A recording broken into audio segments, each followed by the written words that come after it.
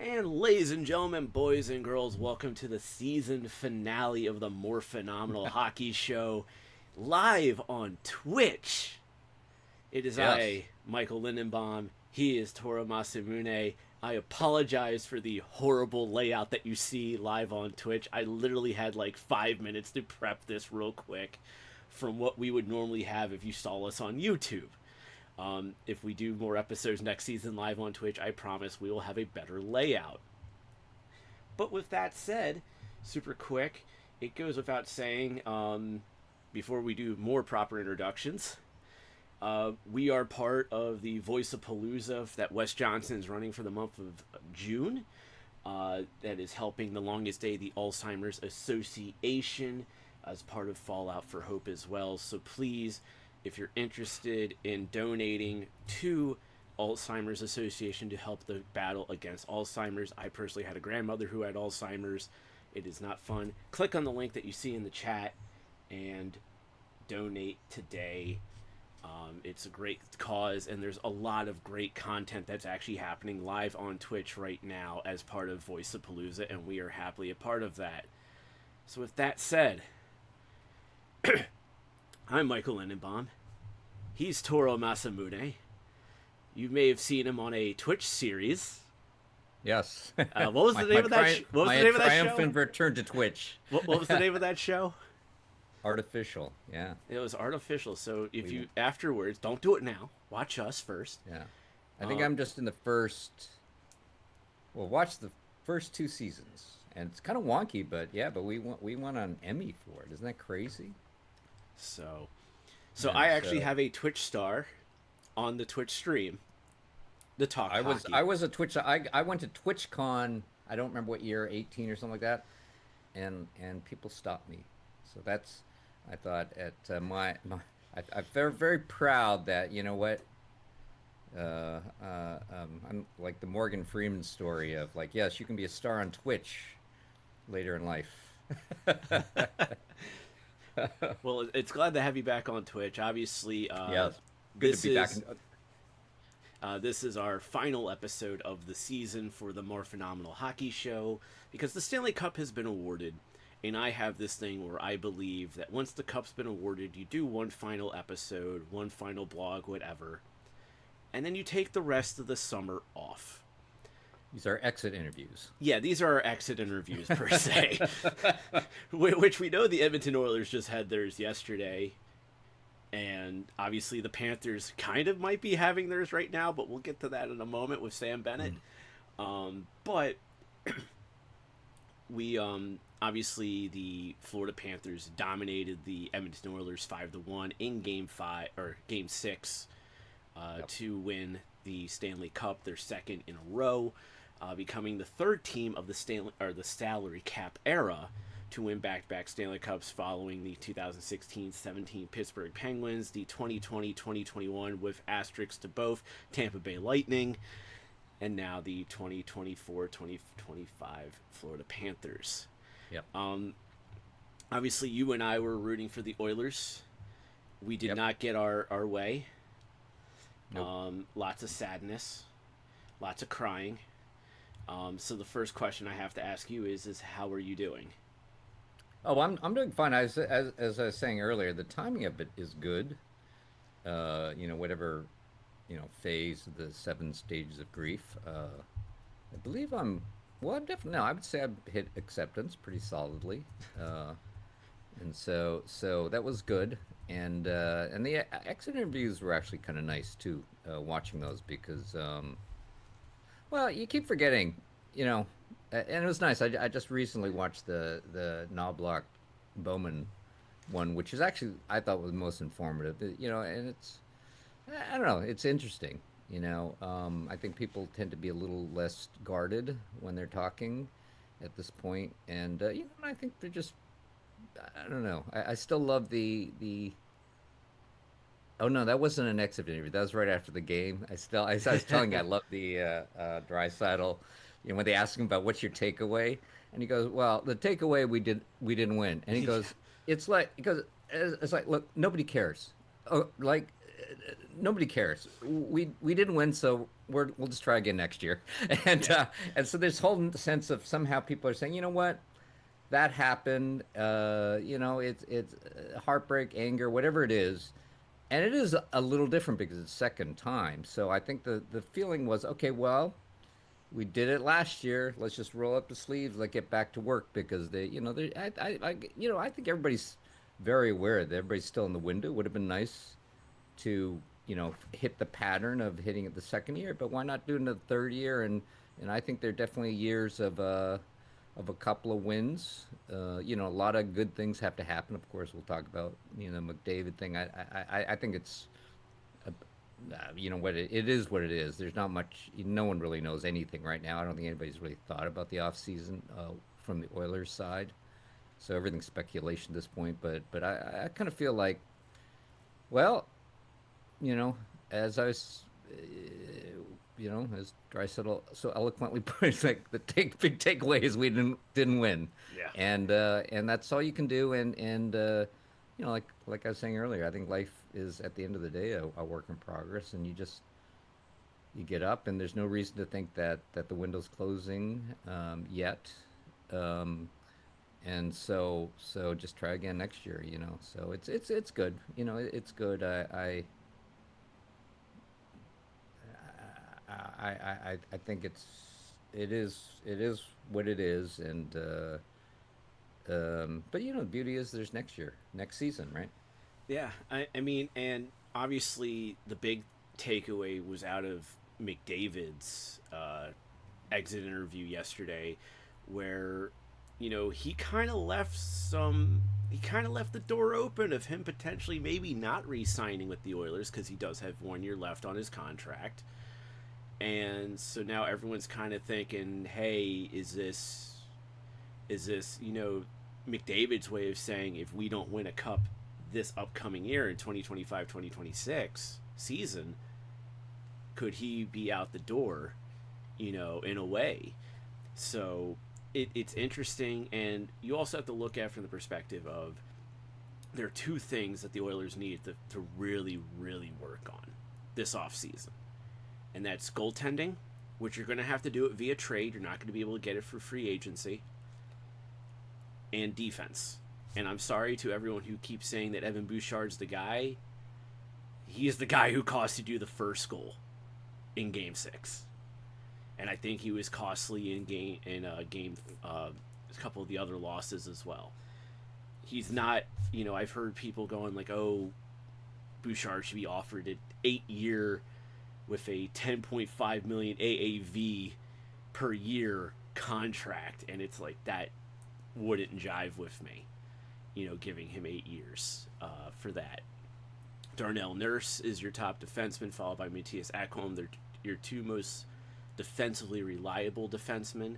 I know people are like, oh, well, they're not puck movers. Yes, that's true. You didn't bring them to be puck movers. You brought them to be defensemen. You need to build around those guys because those guys are also getting older. When you look at that defense for the Edmonton Oilers, like Jake Wallman was a good trade deadline pickup. He could probably be a good fit going down the road for the Oilers. I'm not really familiar with some of the other defensemen on the team like you would be, but I just I guess know that. Stetcher would be the next man up. Well, no, Stetcher, like, they played him in Game 5, and they played him, like, what? No, Stetcher played in Game 3, and he only played, like, 4 minutes. And then he got some more meaningful games in Game... No, yeah, it was Game 4. And then Game 5, he got, like, more time, but then they pulled him for Klingberg. John Yep. Klingberg. Yep. And so that tells you it's like, A, Stetcher's not the guy that they truly trust, but also at the same time, Klingberg is a guy that they may not, fully trust on the back end as well. Yeah. I mean, Klingberg has the nice puck mover thing. I know that's the philosophy. It's interesting. I'm watching the exit interview for Stan Bowman, and one thing one thing. It's so funny. I'm uh, I'm big on legacy and where people come from, and it's kind of nice when he says, I was talking to my dad the other day. I'm going, Good old oh, Scotty. dude, that's some good advice. You're getting some good advice, and so that makes me feel good. And of course, he has the pedigree. It's pedigree. I guess pedigree is important to me. Um, uh, and one thing and he's big on the puck moving, and he had a very funny moment where I was doing a workout while watching the interview on TV and blah blah. So you miss things every so often because you're mid push up or something like that. And he was talking about bringing the group back, and he was saying of course it's going to be, and his philosophy was even when you win, it's good to bring in new guys, blah blah blah, all this sort of stuff. And he started talking, and I thought I heard him say, "We so we don't plan on bringing this." What he said was that we don't plan on something like on bringing the same group back, right? And thought what I heard was we don't plan on bringing the same D back. I thought that he Yeah. said, and then I replayed his group, and then later he said that that was one thing he was very happy with was the D. I know he's big into puck movers, and so I don't know I don't know. I mean, I mean, you need to but have puck movers. I mean, I'm not yeah, downplaying puck movers, but the thing is, though, is that you need that balance between guys who are puck movers and guys who are actually defensemen and who are going to be who you can trust to shut things down. well, and that's a problem. And he does his mistakes are so egregious, and they always end up in goals. So it's kind of weird. I mean, he's very we're talking about Bouchard. So I don't know. I don't know what's going to happen with that. But I didn't get any sense from Bowman that and McDavid said that he absolutely wants him back, and I think McDavid's going to get whatever he wants. I Oh mean, yeah, it's kind of like Ovechkin with the Capitals and Crosby with yeah, the Penguins. These guys are going to yeah, get whoever they say. It's like, hey, I like this guy, get him on the team. yep. And That's what they're going to do. end of discussion, right? Yeah. End of discussion, pretty much. So at least McDavid said that. So and really, and sort of backtracking to what you were saying earlier, and I just think everything's such speculation right now, and I think I kind of feel McDavid. He's a smart. He's very close to the vest when he's talking, and I think he said, I believe it's his his lawyers and his agents. What a great what you know who the the one excited person. I don't know if he's an Edmonton guy, but his McDavid's agents has got to be pretty psyched right now. But but I think a lot of it is saying that's classic negotiating. You don't say I'm in, right? I mean that's negotiating 101.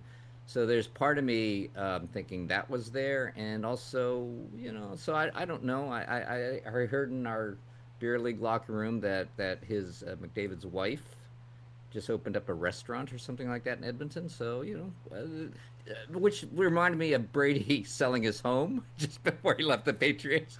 Like little things like that are very telling, and so we'll see what happens. But I do believe that the big part is for McDavid is that he doesn't care about anything. Money will be nice. His agent is I'm sure very very The agents are smelled all blood. money. The agents are Yeah, all no, he's money the because they agent want their definitely. cut. That He's salivating. The agent is salivating right now. So I'm sure he said, McDavid, don't leave doubt. I'm sure he said that because they will play that for sure. And but I think really from McDavid's standpoint, I don't know him, but I'm guessing that he's all he wants is the cup, and he just all he wants to be sure is that if you can create a team that will win the cup next year and the year after that, and for years to come, then I'm sticking around. I think that's the only thing on the table for him, and so that's kind of up to Bowman and Knobloch and all those guys to create a team that has a shot for the next couple of years, and I think we're good to go. So anyway, but But I also yeah, think at the same time with McDavid is that say that the Oilers fall short again and he hasn't signed a contract yet, which is yeah, very possible. Like, I could see him not signing a contract until next summer, legitimately, if it's an extension or if it's with somebody else. Because I guess what's happening in July is they can start Yeah, talking so about it. July, well, they could start talking now if they want to. It's just that he cannot officially sign an extension until July 1st because that's when. So the way contracts work in the NHL is that the contract year expires June 30th and the new contract year begins July 1st. So once the clock strikes midnight, learn to talk Mike. Um, they are then able to negotiate, or they're then able at that point sign a contract. And we'll get to a clear case example in a little bit due to an announcement that came out today for the Winnipeg Jets.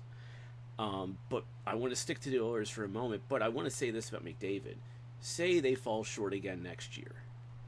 McDavid hasn't signed his new contract at that point.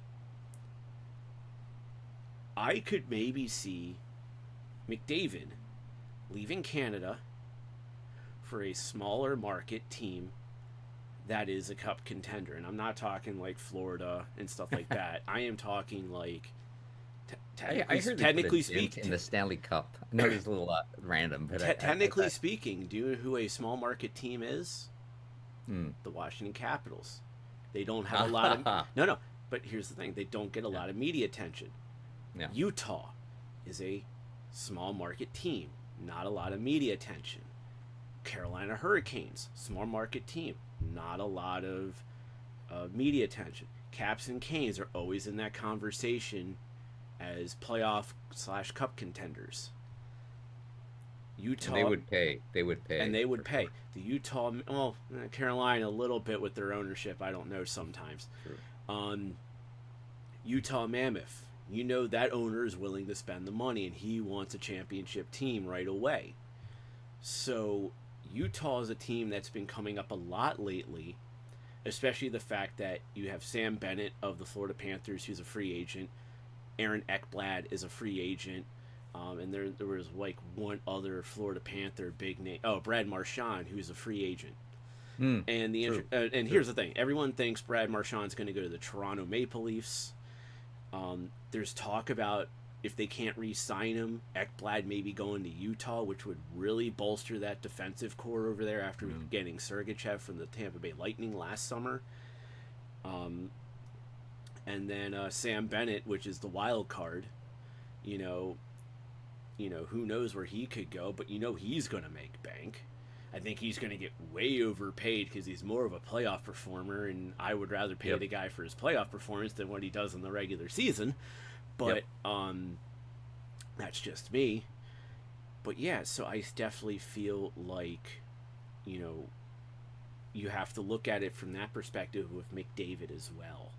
Of like, he's been in Canada his entire career. No matter what market you're in Canada, you're going to have every camera on you no matter what. Because you're in Canada.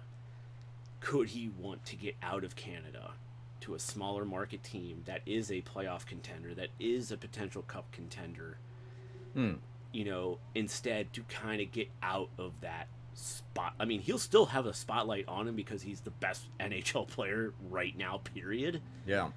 But it takes some of that limelight off of him so he could just focus on playing. That's interesting. So I just wanted to throw that out into the ether. I know I'm wearing a Caps jersey. I know I'm a Caps fan. I know I mentioned the Caps as a team for McDavid. I mean, Ovi's probably retiring after next season, so we need a new superstar. Well, certainly anything can happen, and I want to get back into that, but just so I don't forget is we haven't really had a chance to talk about it. But how are you doing? Now, I think both of us are in the situation that really the final part of the acceptance part, I believe a big part of it is no one thought we would get this far anyway. And of course, at the beginning of the year, everybody thought Edmonton would be here, but a lot of people didn't think the Caps were. All of us. Well, I would say the Caps got further than everybody thought Edmonton would, but Edmonton at the beginning of the playoffs, I mean, I had them winning, but So, honestly, so I know you want to segue to me talking about the Capitals. I know what you're doing, and I love it. yeah. But I want to use it to segue into our predictions instead. Okay. So I want to throw this out there. First round, you went a magnificent 7-1. Yep. I went 5-3, and our good friend Ted Starkey from HockeyHotStove.com went 6-2. Then in the second round, you went 3-1. I went 1-3, and Yep. Starkey went 2-2, which meant you were now at that point at the end of the second round 10-2. I'm 6-6, and Starkey's 8-4. Yeah. In the conference finals, you went 2-0. I went 1-1, and Starkey went 1-1. That made you 12-2, me 7-7, and Starkey 9-5. Then in the Cup final, we both went 0-1 because we both picked the Oilers. Fingers crossed. Yeah. And then Starkey picked the Panthers, which meant he went 1-0. So you went 12-3. I went 7-8, and Starkey went 10-5. Okay. This is why I don't do predictions, because I won't go far. But I needed to bring that up real quick because I thought that was a worthwhile Yeah, thing I guess to that's bring the up. one thing. I mean, it would have been nice if it was 13-2 ultimately, but Hey, I I wish guess I could have gone 8-7, but I'm below yeah. 500. Yeah. So I guess yeah, it's interesting. I tend to be very intuitive. I just watch hockey and I go with my gut, uh, and I try not to go against it. So Yeah, um, but but yeah, that's where that came from. but going on to, I knew you're segueing to the Caps for me. Um, so obviously I've had more time to do post mortem, Yeah. because the Caps were eliminated in the second round. Um, Honestly, when you look at the Caps, and you and I, we've talked about this a few times this season, especially when we're getting close to the playoffs and when the Capitals clinch their playoff spot. You know, the Capitals going from being the last team to make the playoffs last year to the first team that clinched their playoff spot this Yeah. year was an Yeah. amazing turnaround, which tells you that the pickups of Pierre-Luc Dubois, Logan Thompson, Andrew Mangiapane, Taylor Radish, Brandon Duhaime, Jacob Chikrin, Matt Roy were the right moves.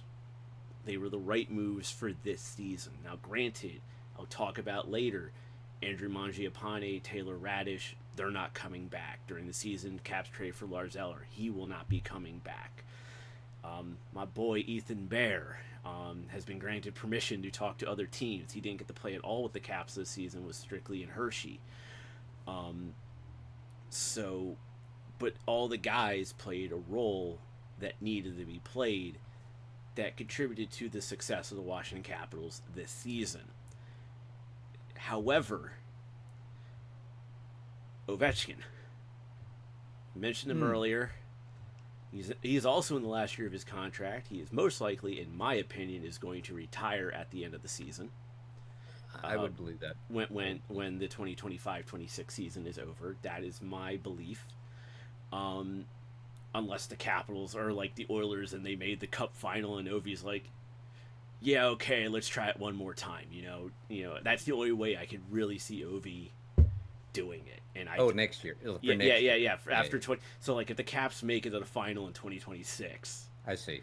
and they I fall see. just short or something, I could Yeah, see yeah, yeah. Ovi maybe going the next year, going like, Yeah. yeah, we got to run it back. We got to see if we can try. That That's would the be only way. something. That's the only way I see Ovechkin playing in the 26-27 Yeah. season. But I don't see it happening. Especially if the Caps win the Cup, then you're going out a champion. Um, Yeah, that would be good. That would be ideal. and then That would be Connor ideal. McDavid could just slot right into Ovi's spot, and there you go. Uh, as I Well, it tease. could be an Oilers Caps final I next yeah year. I tease the McDavid stuff, so please don't come at me in the chats or anything or in the comment section, please. Um, but but it and you and I, and again we talked about this when Ovi was chasing Gretzky. It Yep. took a lot out of the team because the focus after they clinched their playoff spot was we're getting Ovi the record. And I told you, I want Ovi to get it done by the end of March, first weekend of April max.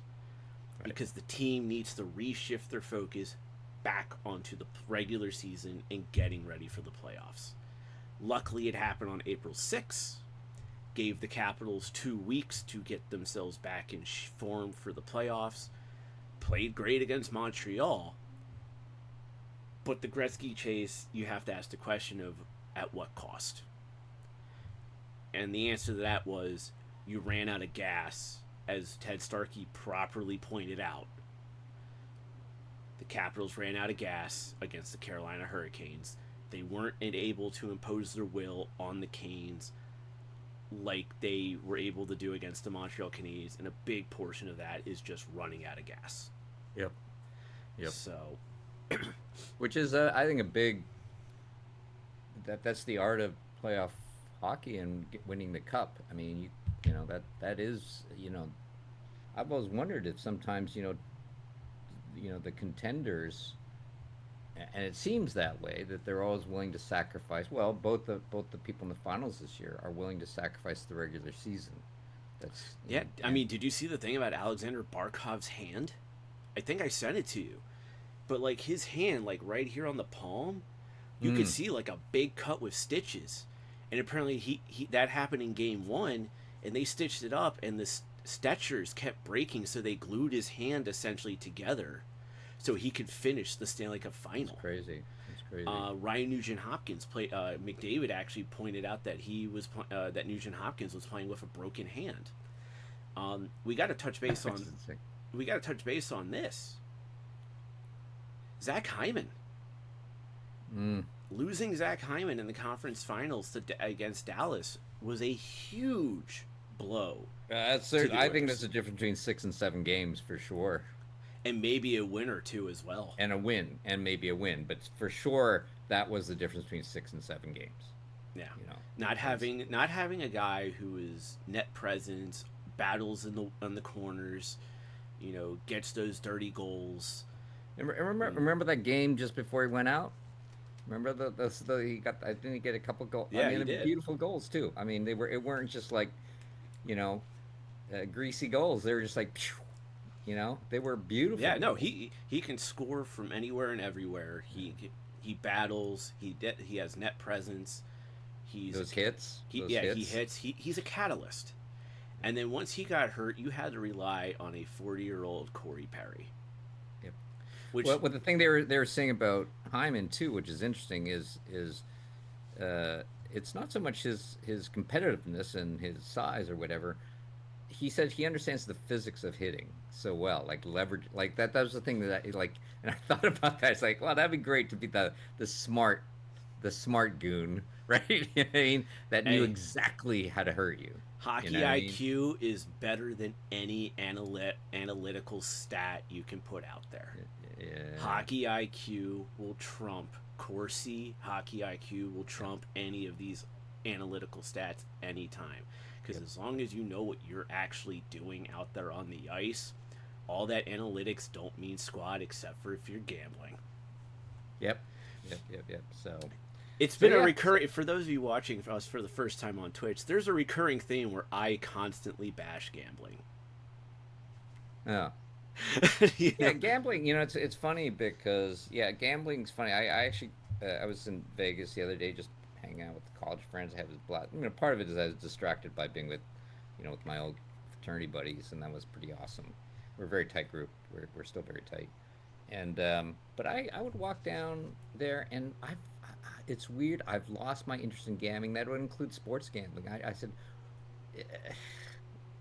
I mean, I get it, and I like a good game of cards. Don't get me wrong. I like that. But to me, I'm with you. It's like it kind of messes things up. I think it messes up your enjoyment of, certainly for sports betting. I would never bet on sports. I can not today because this is our season finale. And I know we want to keep this to an hour, so I will not get on that soapbox today. But we will definitely do that in a future episode next season. Maybe we'll have a little gambling, sports betting, and we'll have a little. And we'll just have like the big cross out on it on our I thing. like it. I'm with you on that. I'm with you on that. But yeah, maybe I could get on that soapbox when we do the thing that we talked about doing that we never got to do this season, and that's a watch party for a game next Yeah, season. I would have done it this final. You know, I thought, you know what, you don't want to be with me during a watch game during the finals because Well, even I then, we were going to try to do it during the regular season too, and well, you know, and and schedules just didn't match up. yeah, because I was at a sports bar with some friends. I would think I'd be shocked. The only words that were exchanged was an Edmonton goal. And there was just cheers, and we didn't chat. We didn't, you know, we chat on the intermission a little bit because I, you can't hear I think commentary. the most conversation you might have had was with me when I called you and put you on Oh the yeah, stream during the watch yeah. Sort of party. the postmortem. Yeah, It was like a that was therapy. second intermission That, post mortem. that, You yeah, know. that wasn't a conversation. That was therapy. So that was pretty bad. But I'm glad that it helped though a little bit. You know. yeah, well, you know, it was it's weird. You know, fandom. It's real, man. You know, it's weird how much it affects your mood, and I guess that's good, and I guess that's why we do it. But anyway, yeah. So I think during a live stream, you know, I'm sure you'd have the same thing with the Caps in the final. It's so stressful. It's kind of nice not having a horse in the So race. I will say this: Game 5 of the second round when the Caps got eliminated, I was sitting in my seat. I was there, You know, and I remember, like, I have a nice seat where I sit. There's like a guard rail in front of me, and I just kind of remember, and I want to do my best to impersonate, but I'm hunched forward and my arm is like this, just hanging. Both my hands are like this, yeah. hanging on top of the railing, and I'm just kind of like, yeah, this is over. And I think it Mm. was when Aho scored, Sebastian Aho had Yeah, scored the first goal. what was that? What were the scores? Period scores on that last game? I think it was like nothing into the third period. Yeah, yeah. And then Aho scored on a fluke play, and at Oh, that that's moment, right. That's right. It was like yeah, a. it was like I right off the remember. Okay, face-off. It was right off that the, was a tight and it game. happened right in front of me too, like where my seat was. That face-off That's circle was right. closer to me, even though I'm up in the 400s. And I just remember seeing, and I remember seeing Aho score, and I just go, oh fuck, like you could just feel the air just taken out of everybody on I that think one. everybody felt that during the third Oh, goal. I definitely, to be honest, In the end. I felt that, like the air being taken out of on the first goal when Reinhardt scored his first Well, goal. finally, like that was the one thing that would have lit that,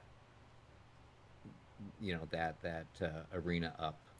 Is let's get a lead. Let's play with the lead for once, you know, and Well, or at least get the first goal. Get the first goal. That well, would have keep been in mind, huge. Game 6 was in Florida, so the thing is that Oh, you that's right. It was in Florida. Never mind. Yeah, yeah. so Reinhardt scoring the That's first right. goal off of the the That's right. the fumble by Bouchard, that put life Well, and in Marin Arena, but when then also took the air out of the sails of the Oilers. well, and especially because it's a Bouchard fumble. Actually, I don't think it was. I think it was an echoing pass, quite frankly. Well, here's the thing.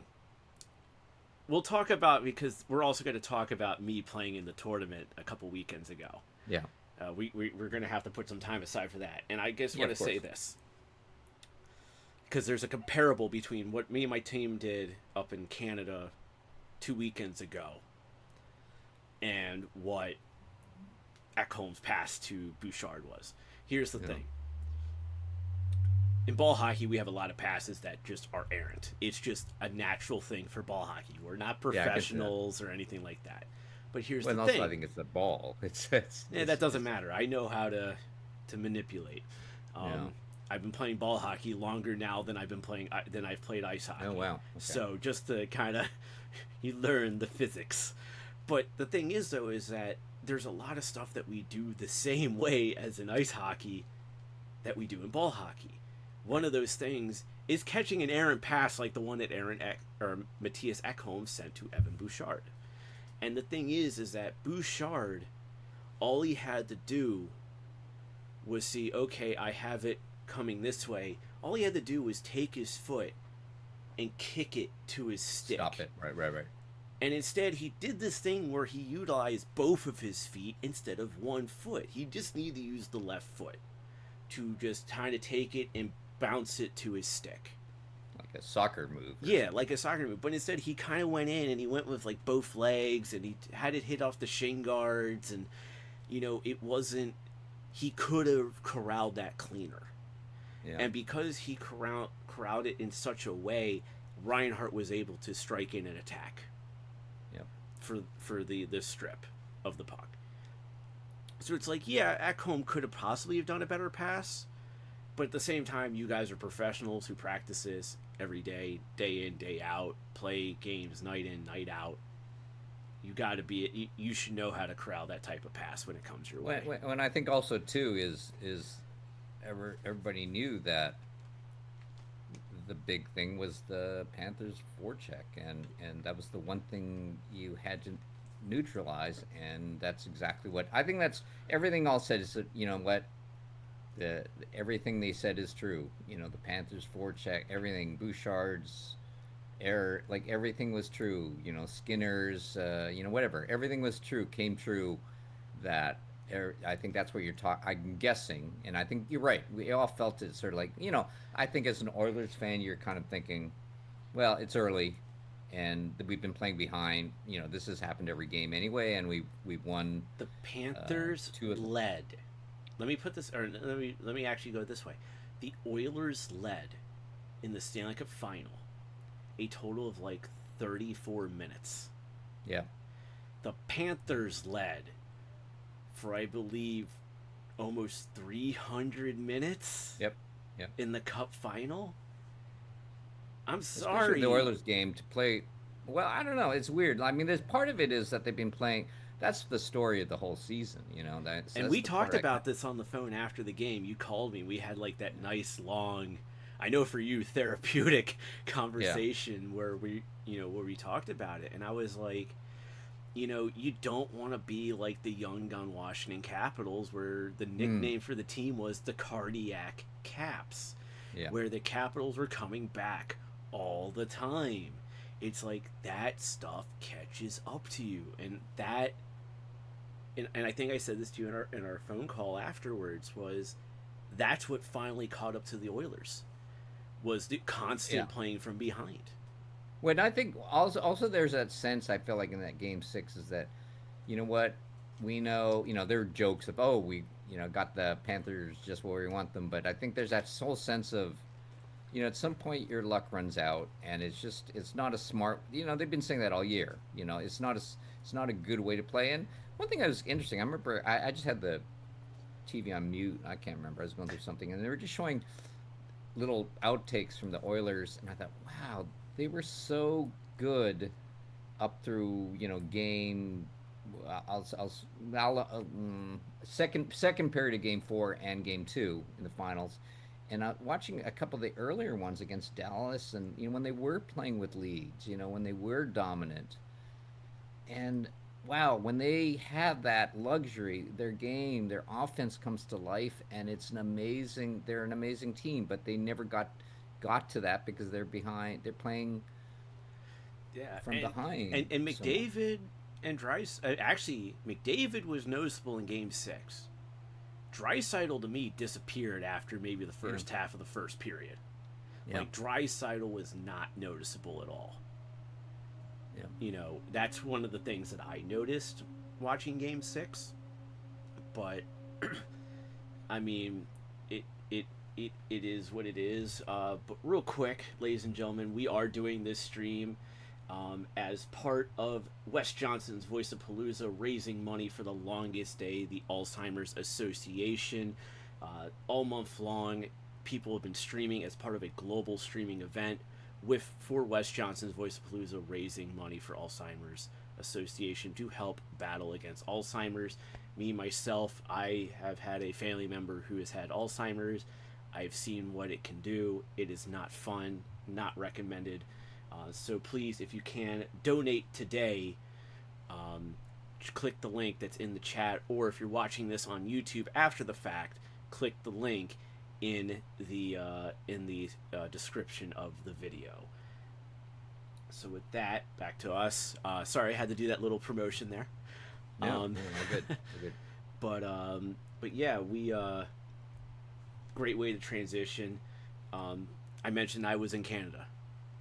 I got to play up at the Walter Gretzky Street Hockey Tournament as part of the LA Mings in the Voice-A Street Hockey League, and we did good. I know I sent you the videos. I know you haven't watched them. It's okay. It's fine. I will. I have a Actually, little one of time. the things I might do to end the month of June for Voice-A-Palooza is actually stream the games here on Twitch and Yeah, do that'd like be nice. watch alongs with the games because I own the videos. I own the content. Oh, that's right. I can That's right. show it on my stream no matter how many times I would like to do it. That's So, true. um, but yeah, so we could easily do that as a watch along thing, watching my games. Just pardon the videos quality because we don't have professional videographers or anything like that. But no, overall, I'm very proud of my team. As I said, the LA Mings, which is named after Ming Chen of AMC's Comic Book Men. Um, we played with heart. We played for fun, and because we had a lot of family members there, we were literally a family. And I Mm, think that nice. contributed to the success that we had in our first game against Grace's Tigers. Uh, Grace is the name of Kevin Smith's mother. Tiger is actually his nickname from his mom. So everything in the View Askew Street Hockey League is Kevin Smith related. So just to put that out there. And we played the Grace's Tigers. We beat them 6-2, and I had 2 assists. I'm very happy for myself because my buddy Shaggy and I, we were able to connect on a play that we tried 4 years ago, and instead of him shooting while he was standing in front of the net, he passed it. This time he called for it and he actually shot it and he scored, so I will happily take that assist any day of the week. And the way the play worked out, and it's actually one of the it's in the highlight thing that I just put up on TikTok, Instagram, Facebook Reels and stuff like that. Um, on the bigger rinks, I will actually play behind the net a lot more, and Hmm. I set people up from behind the net like Wayne Gretzky would. Oh, nice. So Nice. I do that quite a bit. I love doing it.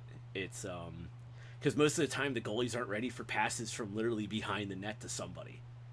So Yeah, and it's such a great thing for for the Wings to just know that okay, so and so's behind the net now, and there's going to be all of this. It's going to be all mucked up. You won't see what's going on, but you can say, you know what? If I keep skating in the slot, yeah. something's going to come at me out of nowhere, and then that's a great feeling to know that that's Well, probably going well, to here's happen. the other thing. But I also changed the tactic a little bit too because our second game was also on the big rink. We played the Bethlehem Buddies. We lost that game 5-2. Um, it was actually a close game until the second half. Mm, Like it really was. It was just kind of a bummer that penalties got involved. We kind of fell apart defensively. We weren't, and I take responsibility as captain because last time I played the Buddies, they mercy ruled us. So I was like, hey, we got to be smarter defensively and stuff like that. And I kind of took us out of our game a little bit because yep. I wanted us to play a different style against them, and that was the mistake that I made. Yep. And I Yep. even Always a apologized to my mistake. teammates. It's like, hey, I'm captain. Always I'm a kind of mistake. coaching. It's like that was my mistake. I shouldn't have done that. But we also kind of unraveled as a team in general. That game. And I think the penalties had it involved. There were some guys taking a couple. I didn't really notice it in the videos, and I was watching very clearly for it. But there was some cheap stuff here and there. But Well, I think it, that's sort of been a theme that I feel like. Well, it's a great theme. Is you always have to play your game. yeah, You don't have to listen. You got to pay attention, and you have to understand situational. You have to understand the situation. But at the end of the day, don't play your game. You're not going to win. yeah. Um, and But I'm glad that you say that. You don't play your game, you don't win. Luckily, the next day, we now go on to the smaller rinks that are fenced off, and they actually create like 10 rinks in a parking lot with fencing. Wow. Okay. And it's actually the rink itself that they create is about the size of what we play in on Monday nights at the Dasic Community Center in North Potomac, Maryland. And so for like me, Greeny, And there are no Berkey, and boards or anything, right? This was just in a so the lot, right? first two games were on like roller hockey rinks, Oh, which which have have the boards. boards and everything. Yeah. Um, but the rest of the way was in these fenced off, like the fencing are your boards. Let's put it that way. Can you use them? Yes, but it's not very effective. Are they like are the link fences, and Kind so of, so yeah. you could Well, you it's get like more weird like it's bounces. more like rotted like this Yeah, and but that this. could be a cool crazy play, right? Yeah, Like you just sometimes want to it's very. It doesn't work sometimes. Let's like just put maybe it that way. if you're really far behind and you just need that lucky bounce, just whack it into the wall and see what happens. Yeah, we try. It's not very effective. It's really it's not like on the big rinks. But anyways, we go from the big rinks. Our first two games were on the big rinks, and Yeah. then our third round robin game was on the smaller rink that's in the street with the fencing, and we play the Salsa Sharks. Obviously, oh, real quick, Bethlehem Buddies. That is a reference to the movie Dogma. Their logo is Buddy Christ, is the Buddy Hmm. Jesus Christ emblem from Dogma. So if you Okay. ever watch Dogma and you remember like when George Carlin's character, who I think is a cardinal, and he's like, "Oh, we're gonna revitalize the Catholic Church," and they unveil like the Buddy Christ. He's kind of like that. That's Mm. like so. That's the Bethlehem Buddies. The Okay. Salsa Sharks is a reference to when Randall was taking a nacho and having it swim through salsa, and he's singing Salsa Shark. So that's the reference for that team's name. Nice. Um, everyone's just like, oh joy, more nerd stuff about Kevin Smith. Yes, you're gonna get one more. Um, we ended up tying that game 2-2. We got back to our game. We were actually up 2-1, and then we gave up a late one to tie it, and we were just like, we could have had it. But the good thing about that was is that having a win-loss tie, it got us in the playoffs, Nice. and it put us at that time into fifth place. And the fourth place team was the View Askew Vulgarians. View Askew is obviously the name of Kevin Smith's production company. Vulgarians is because if you ever watched the View Askew movie, it has a lot of vulgarity to it. We beat them 10-6 in our quarterfinal game. I had a hat trick. So I ended up with 3 goals that game, and overall really happy of how the team performed. We took the tie in stride and just went, and we unleashed a lot of goals. Which then took us to the quarterfinal, or not the quarterfinals, the semifinals. This is where things got complicated because there was a lot of questions about who was going to face who. And there was a lot of questioning of should we reseed the teams. Because technically speaking, and a lot of people were saying this, the Buddies should have played the Mall Rat, or no, the Buddies should have played the Yoga Hosiers. The Salsa Sharks should have played the Minks. That's how it should have been. But instead, you got the Salsa Sharks versus the Yoga Hosiers, and the Yoga Hosiers is the name of one of Kevin Smith's movies. That's not part of the View Askew verse, but part of his horror verse that he does.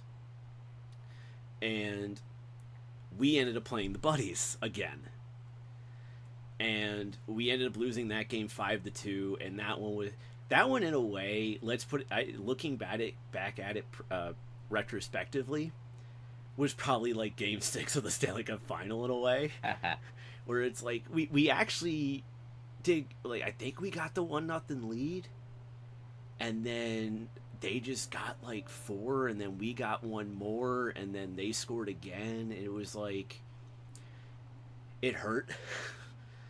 And it's funny because after we had played the Buddies and everyone saw how closely we were to them for a while until like the second half, we just fell apart.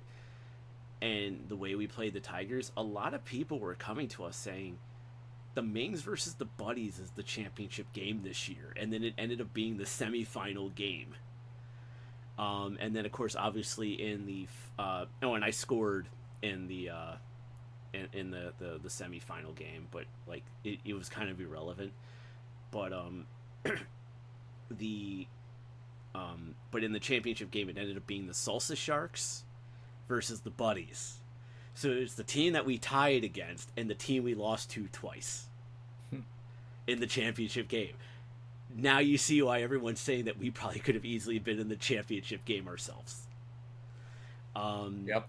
And the Bethlehem Buddies actually won, so we take solace of the fact that both of our losses were to the eventual champions, and we didn't lose to anyone else the rest of the tournament.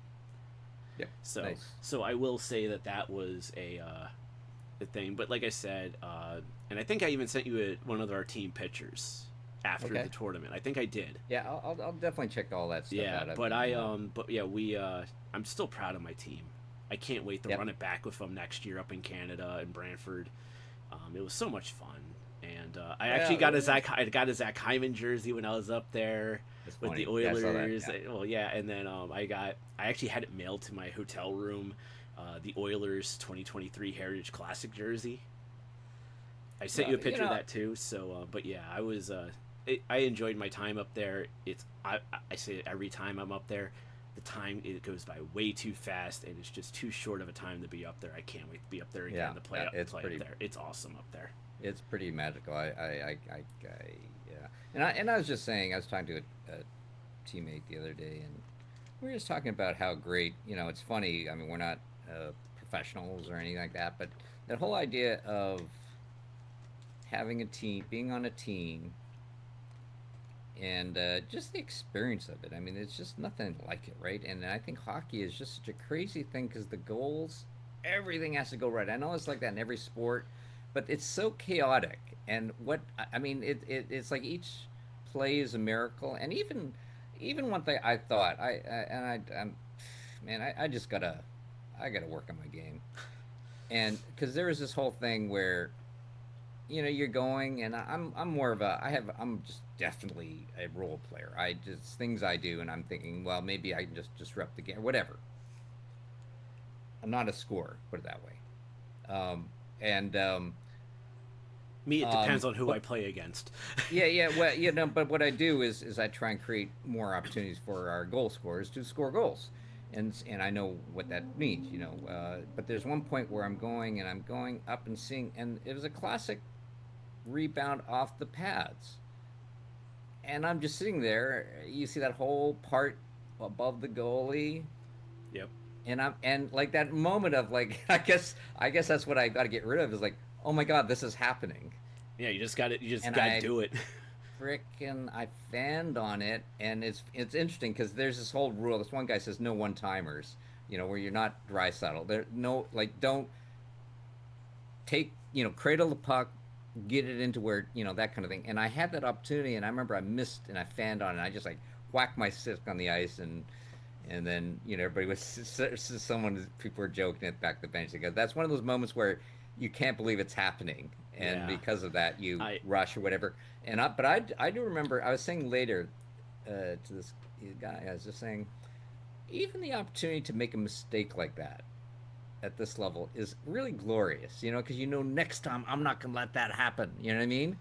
And whenever that next time is, right, when you get that perfect rebound, and I just keep thinking, man, nothing like hockey's a great game. It's a great game, and to be on a team is really I can't. It's magical. I don't know what. I don't know why more people don't do it, quite frankly. Yeah, And I think it's funny you say that about like those moments, right? It's like I can't believe this is happening.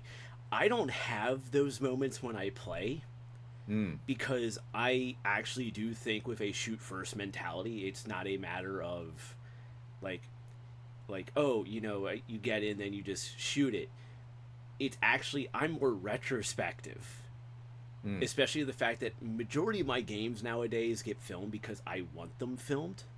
So I have that ability to get them filmed, and then I'm able to watch them back. And especially right now because I've been creating content, if you've noticed, on my Instagram, TikTok, Facebook. Actually, it's even going onto YouTube as a short. I'm creating these like short reels of highlights from the games where I'm just clipping Nice. stuff together. And as I'm watching the games back to find those pieces that I want to put in those highlights, like the minute 30, I think the longest one's 2 minutes, and that's the last game against the either that or the game against Bulgarians, which I have to re-edit tomorrow. Um,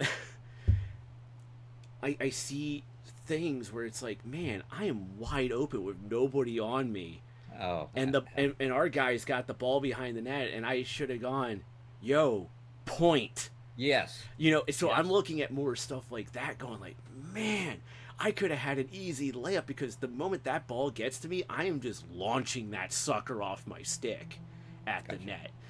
So I'm looking at that, and then the other thing, obviously, for me is that, and I want to mention this, big rink, I try to get out a little bit more sometimes, away from the net, but on the smaller rinks, I actually put myself in front of the net. I actually create a net front presence, Yeah, literally. that was fun. I just love going when it goes out to the point and then you're screening. You know what? To me, because I told you that's kind of I'm in.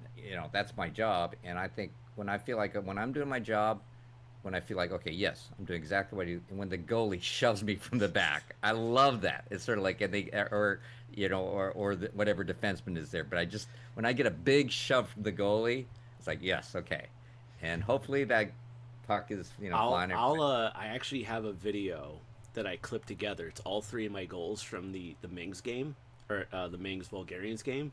I'll send it to you so you can see it, because you'll see how I score my first two goals. Okay, Because okay. the third goal, it's just me and Shaggy going 2-0 on the goalie, and he just does a slight little pass, and I 5-hole it on the Are goalie. you a center or what So it's 4v4, so we just go by the designation of okay, forward. But if okay. it was 5v5, I would be a left winger. You'd be a left winger. Yeah, Okay. I'd be a left winger if it was 5v5. And you're righty, lefty? I'm a right-handed shot.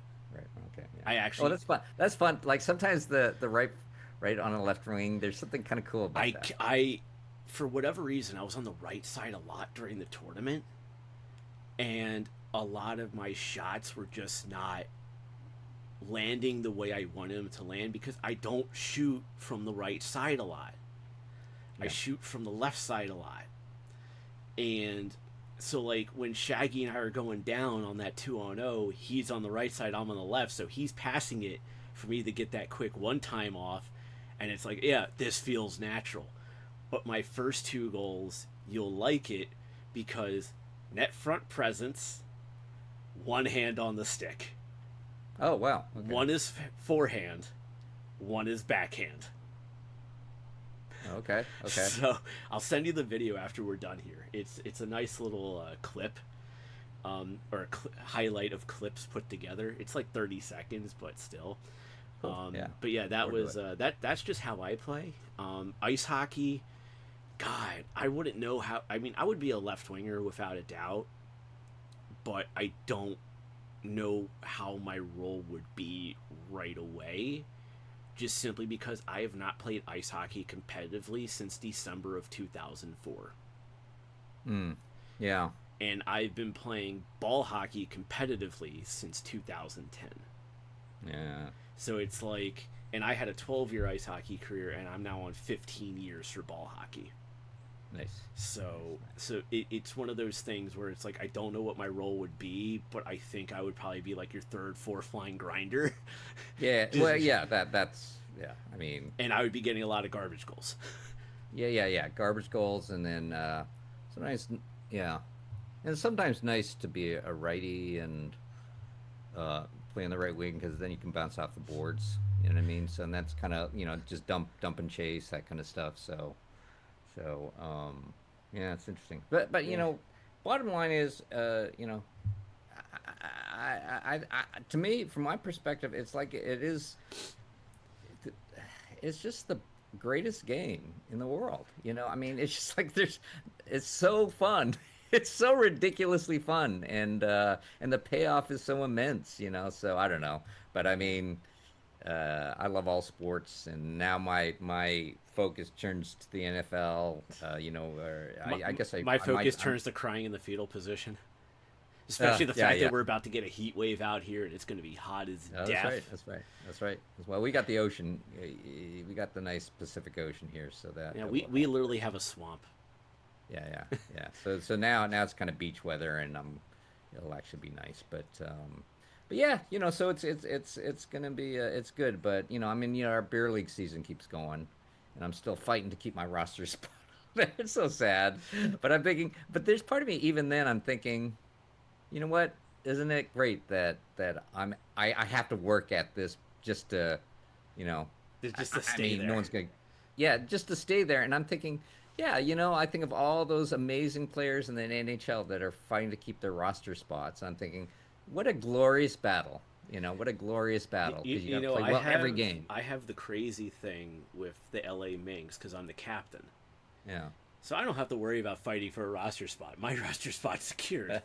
yeah. But the thing that makes me worry is that I want to run it back with this crew. Like all Mm. 13 of us. I want to run it back with all 13 of us. And that's the max you can have on a roster. 12 players and a goaltender. Oh, really? Okay. Yeah, Oh, that's right. Because you had four on four. because we play 4 on 4. Yeah. I have 2 people down here in Maryland that I really, really want to bring up to the tournament next year. Like, I really want them to come up next year. But in order to get them on the roster, I have to have 2 people bow out to Right. fill, and that's how I fill the roster spots. And then one of my players, his wife, she's kind of like the main communication for me and that crew up there, because there's 5 of them as one group that that's on our team, and she's kind of the one I talk to, and which, by the way, I don't think you ever watch this, but hi, Aaron and Tyler. Um, but she messaged me. It's like, oh yeah, we might have a few more people that want to come up too, and Yeah. I'm like, we might need to start a second team Well, because that's what happened with our team. which is good because that means we're growing, Yeah. and we have people who want to play because they see how much fun we're having, but then it puts the stress on us of going like, all right, how are we going to make this work? Well, that's what happened with us is that but we just started getting different leagues at different levels, and I think that's what I'm dealing with now. Is there's a lower level that I think there are definitely a few folks. I mean, they're great guys. So it's more about we won a championship, defending whatever. Yeah. Is there's no one's going to force me, and I literally just grandfathered the team. I was on the original team, but there's a little pressure to go to the lower level, and so like you have some, and I probably would. I don't know if I would have more fun because there's I don't know. It's hard to tell. But Yeah. anyway, but the point is that's what we did is you just start another team and you have different leagues. I don't know if you Yeah. have levels within your Well, league. I know when I was supposed to come into the VASHL in 2020, there were 18 teams, Yeah. and I was actually going to bring in an expansion team called the Apostles of Rufus, which everyone knows eventually I am going to create that team. That will be a Mm. team I lead in the future. It's just a matter of when, not if. Yep. And then there's supposed to be another expansion team that was going to bring it to 20 teams, I think it was. Or no, I think me and the other team were going to bring it to 18 teams. Yeah. And so what they did was they created 2 divisions of 9. You had the J division, which was like the pro division, the competitive division, and then you had the Silent Bob League, which was the recreational division. And so if we go that route and we get the Golgothans back, that will give us 12 teams. So I may pitch, hey, why don't you create the J and Silent Bob divisions again? Have the J division be your pro division and take the top 6 teams, put them in that division, and then take your other 6 teams and put them in the Silent Bob division as your recreational division. Right. And then you set it up in a way where it's like the top 4 teams make the playoffs in each division, and then and then both teams get a championship game out of that top 4, Right. Right. and then you call it. You just say, okay, that's it, it's done. The last place team in the J division would then effectively in 2027 go down into the Silent Bob division, and the championship team of the Silent Bob division would then go into the J division. So it would act like relegation and promotion, kind of like in soccer, right? Right. Right, right, So right. that's my idea. If the Mings have to go the route of creating a second team, because we would literally have Mings A and Mings B. Nice. So Well, that's that way we it's keep good, everyone under the same umbrella. good problem to have. So it's Yeah. better than trying to keep a team together because no one's showing up. So Yeah, that's the idea that I have. This is the first time I've spoken of it publicly. If anyone from the VASHL hears of this idea and thinks it's a good idea, thanks. Give uh, me full credit.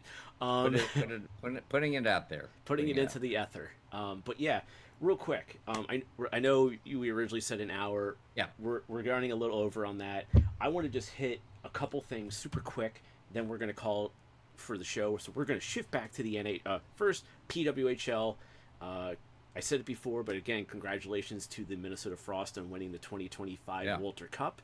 They have won the championship back-to-back years, just like the Florida Panthers now. And free agency and the expansion draft has come and gone.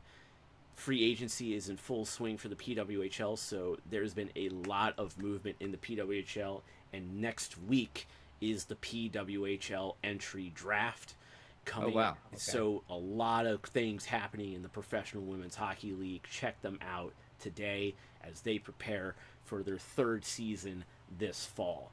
Now getting back to the NHL. Couple notes real quick, real fast. The Dallas Stars have traded Mason Marchment to the Seattle Kraken for a pair of draft picks.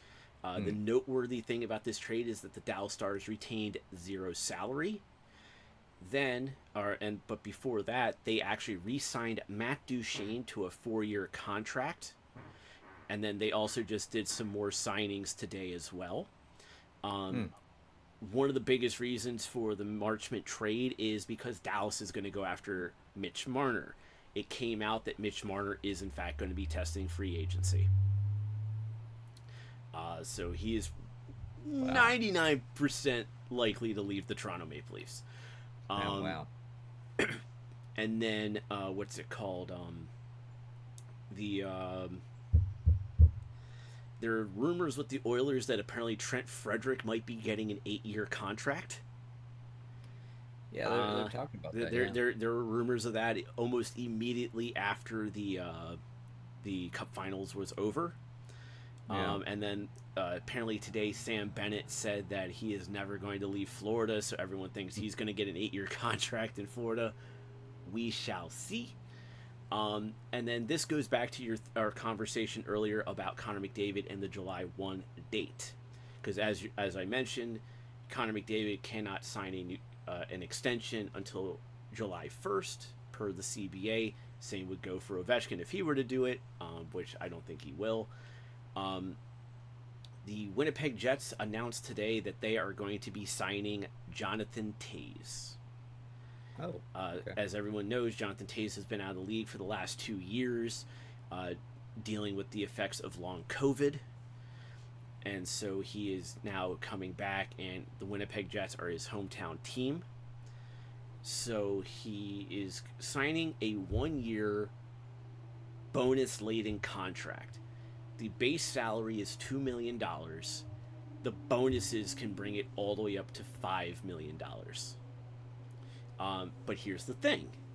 Jonathan Toews' contract, even though they have laid everything out, they have agreed to terms on everything, cannot be signed until July 1st.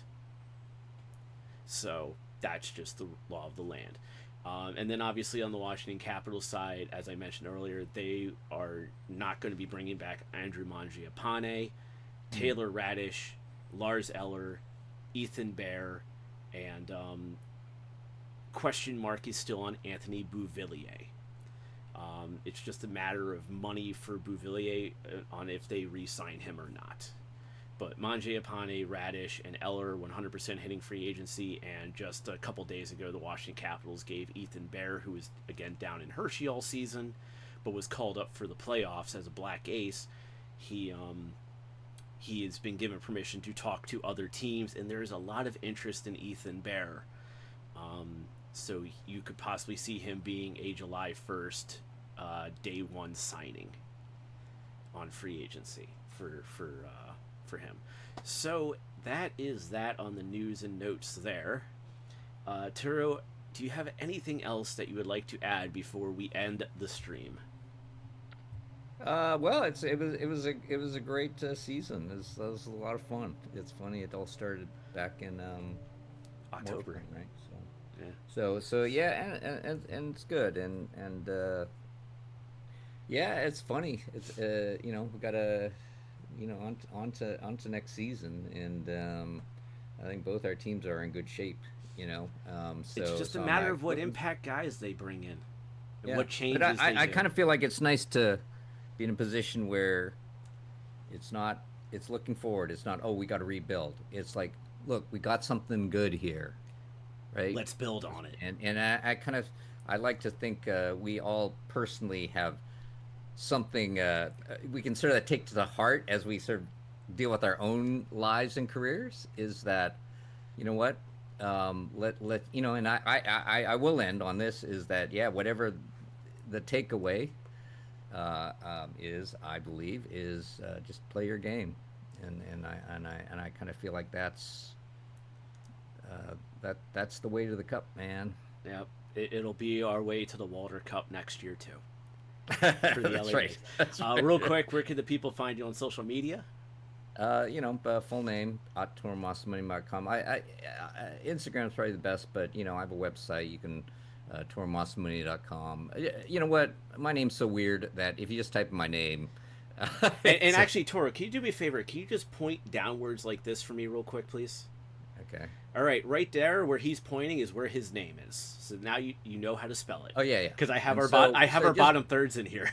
yeah. So and I, you can find me somehow, but I would say if you want to Instagram, if I post something coming up, shows, signing shows, things like that, or hopefully, whatever, you'll find it. That's a good place to find it. I try to keep that fairly current. Yeah. Other things, not so much. The X, I guess, the X account. Facebook is kind of what I do with whatever. If you want sort of like, what am I up to? Everyone just go to Instagram. Instagram. Just go there. Just Just go go there. there and take it from there. For me, obviously, it's at the Lindenbaum 75 on all Or, social. or my website. Yes, Or my yeah. website. torumasamune.com. Yes. Obviously, for me, everything is at the Lindenbaum 75, just like here on the Twitch stream right here, except for on YouTube. YouTube is X75 Productions or TXHT Hockey. It's one of the brand names, not this. So yeah, like I said, it's the end of the season. Unlike Toro, where he just shifts his focus to another sport. I may watch a little bit of baseball. I may watch a little bit of soccer. Yeah. I just take a break from all the hockey. Yeah, I remember the Red Sox did beat. I did. This is how bad it got. I started watching the Red Sox Yankees game during Game 6, and they won. They won that game. So that Yeah, was but nice. I really go into hibernation, and then Dixon and we actually start in like late July, early August, start working on our 25-26 stuff. Yep. And Nice. actually, this weekend, I am actually going to be working with an IT person. So if you see that txhthockey.com is down, do not fret.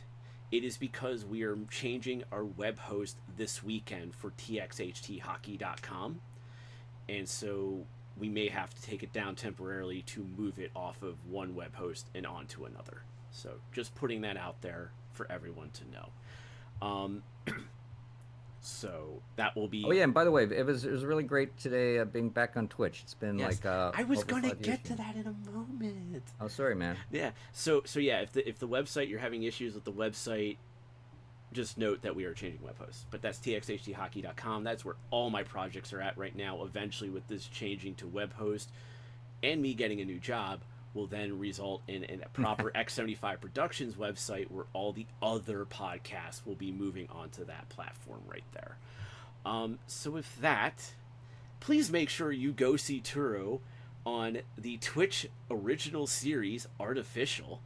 Now, Yeah. now you can go watch it now that the stream is over. Yeah, and yeah, what first 2 seasons? Bernie. That's why he's got 3 Emmys. Is he loves to. He only believes in change, and so the show was so different by season. I wasn't even in season 4, but we got the Emmy after season 2, so those were the good ones anyway. And I like to think that I had something to do with that. But I was gonna say, and I'll have to try and dig it up. But I do remember at TwitchCon, we did I did actually meet Kevin Smith. So I have a Nice. picture of us all together. I'll need to take a look at that because the only time I've ever met Kevin, I was wearing my LA Mings jersey, not the new one that we unveiled Yeah. this year. Oh, which by the way, we as a team won the Lady Ming Trophy for most sportsmanlike team. I almost said unsportsmanlike team. No, for most sportsmanlike team, and the criteria is the like overall attitude of the team, or if they have a new look or whatever. We got it because we actually changed back to our 2010 look, so we Mm, went retro, and because we had a family atmosphere to our team that nice. everyone could gravitate to, That's awesome. and that's why we got the Lady Ming Award. That's amazing. I mean, culture is everything. Yeah, so we Culture.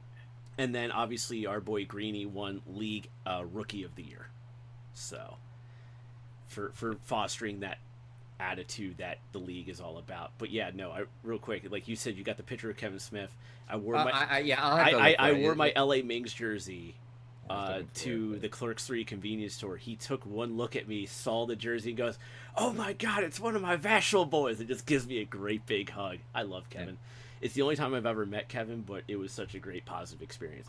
So with yeah. that, ladies and gentlemen, boys and girls, he is Toru Masamune. You can watch him on Artificial here on Twitch itself, or you can Right. watch him as Shredder in the 2014 Teenage Mutant Ninja Turtles film, and And plus hopefully in we'll so have many some. other projects. We'll have some good news when we all reconvene. Yes. That we'll have some Um, big news. and Hopefully. then for me, just keep an eye out for any content that I put out there on at the Linimom75 on Instagram, Twitter, TikTok, whatever, or on X75 Productions YouTube, because I'll be doing more stuff on that channel right now during the off season. Um, and until next time, we will see you either late September or early October to kick off our 2025 Yes. 26 season. So with that, we will see you on the ice. All right. Peace out.